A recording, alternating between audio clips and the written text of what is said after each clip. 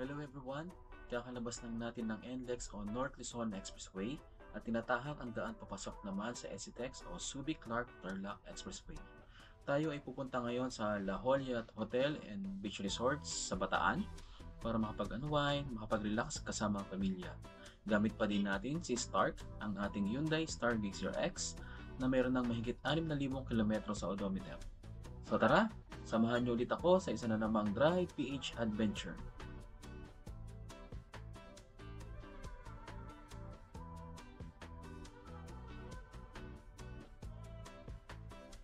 Sa parteng ito, naghihiwalay ang daan ng ECTEX. Ang padiretso ay pupunta sa Subic, ibang lugar sa Pampanga, Zambales, Olongapo, Bataan at iba pa. Sa kanang parte naman ay pupunta ng Tarlac, Pangasinan, La Union, Nueva Ecija, Baguio, Ilocos at iba pa. Maaari nyo tingnan ng Google Map para sa kabuuang detalye ng mga bayan at lungsod sa mga naturang direksyon. Tayo ay dediretso dahil tayo ay pupunta sa Bataan na kung saan tayo ay i-exit sa Dinalupihan.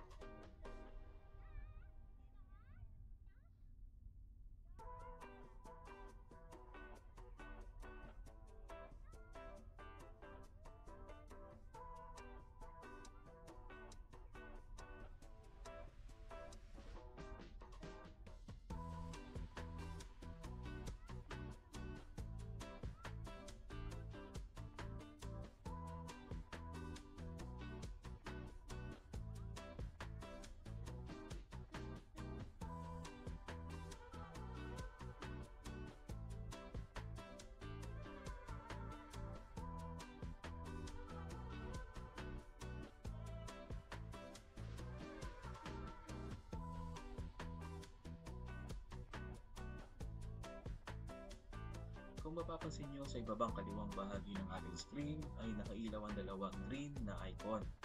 Ito ay ang lane keeping assist at ang lane departure warning.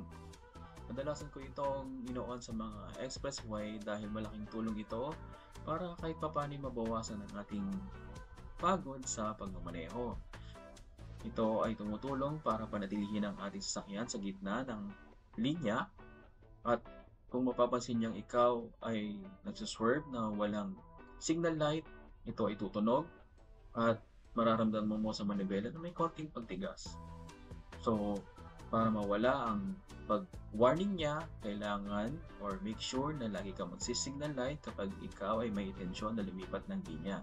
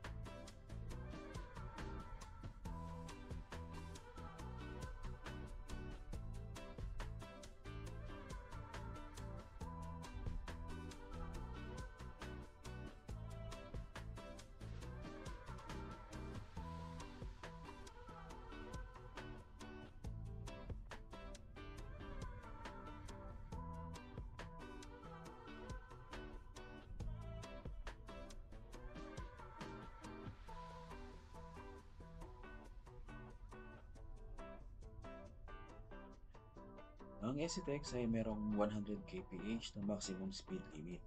Ang kasadang ito ay mayroon ding parte na pataas at pababa dahil sa kung mapapansin nyo ay hinati ang ilang mga bundok para magawa ang kalsada. Manatili sa kaliwa kung tayo ay mag-overtake at sa kanan kung cruising speed lang. Paalala na may mga speed radar dito sa SCTEX at baka mabulaga na lang kayo sa exit dahil ikaw ay pwedeng parahin dahil sa speeding violation.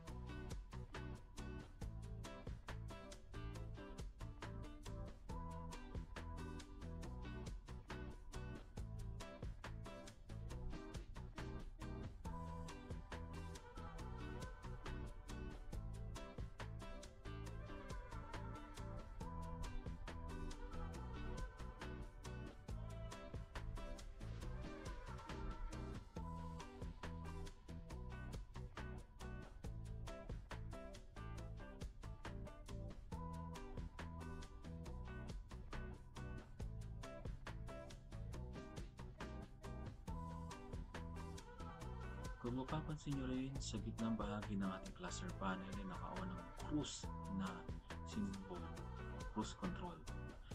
Ito ay kadalasan ko rin ginagamit kapag ang biyahe ay nasa expressway at kung saan malalayo ang distansya ng mga sasakyan. Hindi kasi adaptive ang cruise control ng Stargazer or Stargazer X. Kaya ang diskarte ko ay kapag mayroon ng sasakyan sa harap na mas mabagal ay pinipindot ko lang ang pause at nire-resume na ulit kapag ako ay naka-overtake na sa kanya.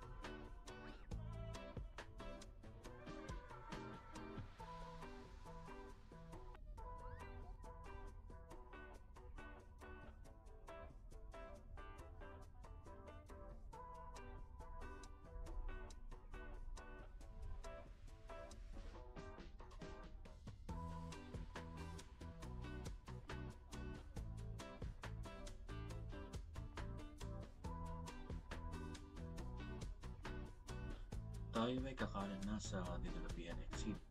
Ito ang ating magiging daan papunta sa mga munisipalidad ng Orani, Samal, Abukay, Balanga at papunta sa Barangay Lauli kung saan nandun yung Daholia na nasa munisipalidad ng Pilar.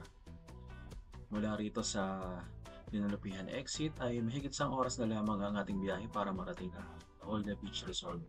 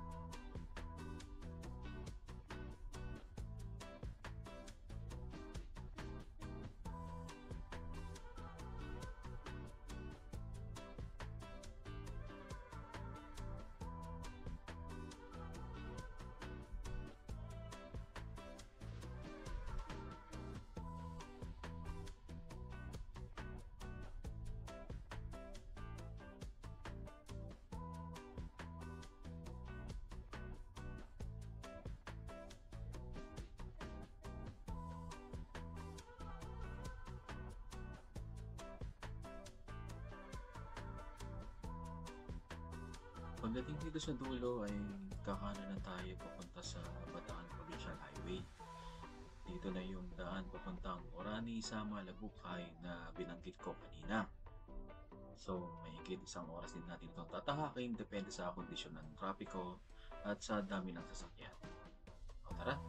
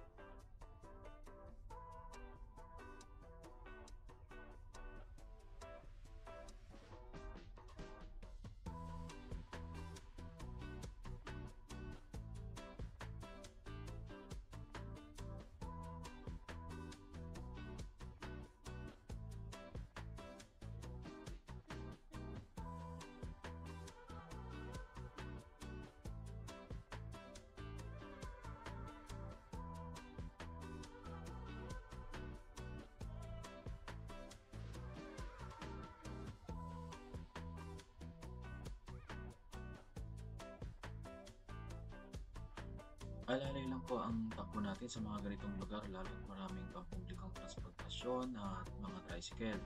Maaari silang biglang kumaliwa o kumabig sa kanan. Kaya minsan ako nakaugalian ko na kapag dadaan sa tabi ng mga tricycle o mag-overtake sa kanila ay sinisigurado kong bubusina ako kahit mahina lamang o isang pitik lang para alam nila na nandun ako sa tabi nila.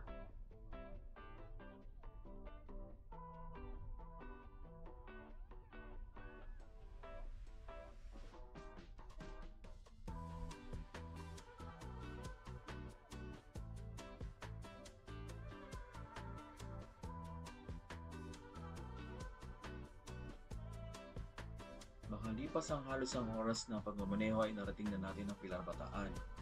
Aking tinuturo sa kaliwa ay ang daan papasok sa Mount Samat. Ito ay yung lugar sa Bataan na mayroong malaking krus sa taas at mayroon ding makikita dito ng mga museyo na mayroong mga bagay na patungkol sa World War II. Marami ang nagpupunta rito, lalo mga bikers or mga nagmamotor at pati na rin mga four wheels. Siguraduhin lang natin na nasa kondisyon ng ating sasakyan dahil may pagkamatarik ang daan dito. Lalo na rin kapag pababa, kaya siguraduhin maayos din ang preno. Hindi na namin pinasok tong lugar na to dahil ilang beses na rin kami nakapunta rito. Kaya dumiretso na kami sa aming pupuntahan.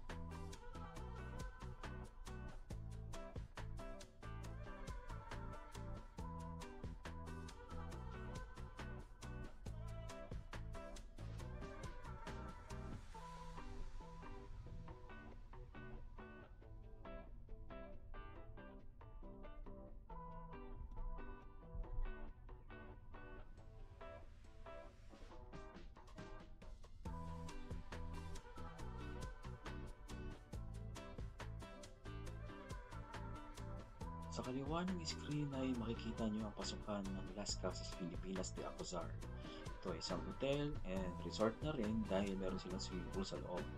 Ang main attraction dito ay ang mga sinuunang gusali na dinala nila dito sa kanilang resort para kumpunihin o i-preserve ang history na meron ito. Meron din silang day tour para malaman ang kasaysayan ng bawat gusali. Meron din mga kainan sa loob na nagtatampok ng mga pangunahing pagkain ng mga Pilipino.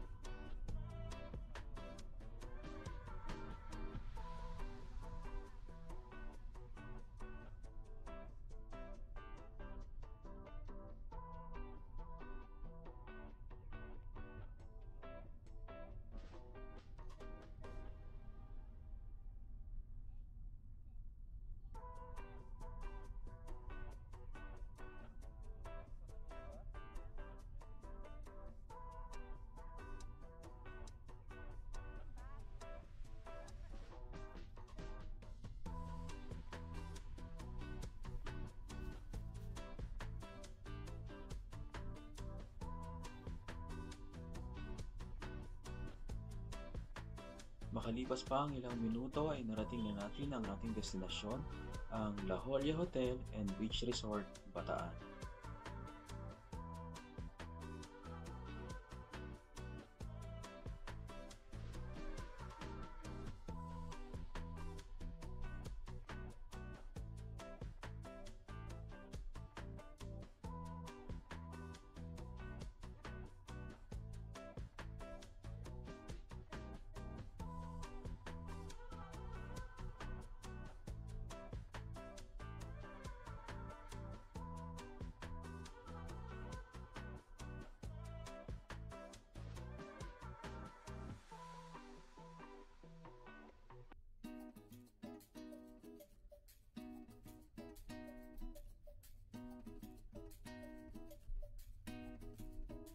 Kapansin-pansin ang pag-develop nila sa lugar na ito, mula sa kalsada hanggang sa mga sidewalks, at mapapansin nyo rin ay may mga parte na mayroong mga gate at may mga nagbabantay na gwardiya. Maaaring itong lugar na to ay dinidevelop din para tirahan o kaya gawing mga vacation houses.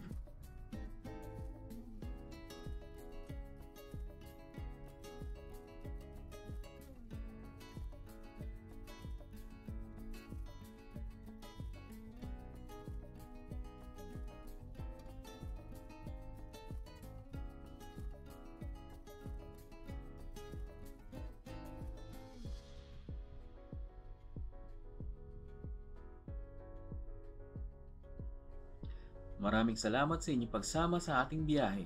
Hanggang sa susunod na Drive PH Adventure. Don't forget to click like and subscribe.